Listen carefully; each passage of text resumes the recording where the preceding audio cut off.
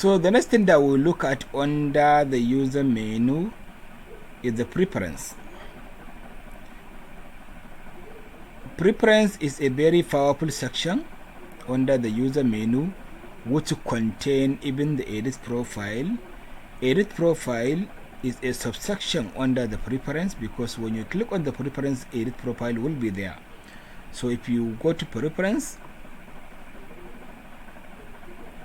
can you see I have the preference, I have the user account. Under the user account, I can now edit my profile.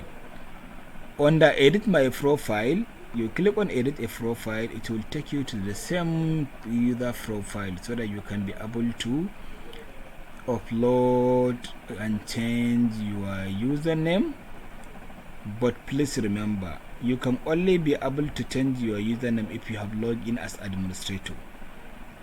As a tutor or as a student, you cannot update your username, meaning that you have to maintain the username issued to you by the administrator. But you can change some other things like your first name, your last name, your email address, and so on, just like what we did in the previous lesson.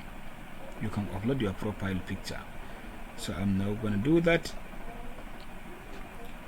You can change your password. Of course, you can change your password regardless of your user permission, whether you have logged in as a teacher, as a student, and so on. You can do that. All you need to do is to click on change password. So I'm gonna click on change password. Then look at the requirement for the password. We try to make our password very strong and sensitive, which means that at least it should at least be an 8 characters long. A, B, C, D, E, F, G, H. They are up to 8 characters.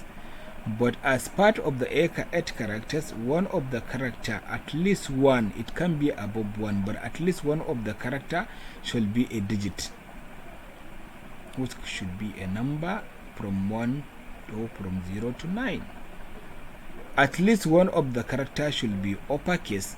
Supposing my password is NMCN, which is stand for National Midwifery Council, so I can put my N to be the capital, or the M, or anywhere in between the NMCN. Then at least one of it should be a lowercase. Then it should contain a special character, which is non-alphanumeric, such as asterisk, star, at, hash, and symbol. Then once you are done with that, then you click on save changes. Once you save your changes, then you scroll down, or you can now go back and click on home. So this is how you can update your password. So if you want to go back to your preference, you can go back and click on preference.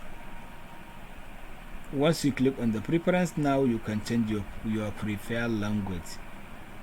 If you want to change your language, Moodle is available in about more than 200 languages. So you as a user, you can decide to choose which language Moodle should display information for you. Supposing this user role assigned, then it can change to other language. So you can decide which language you want to view. How do you do that? You can click on prefer language. Once you click on prefer language, now you can choose the language.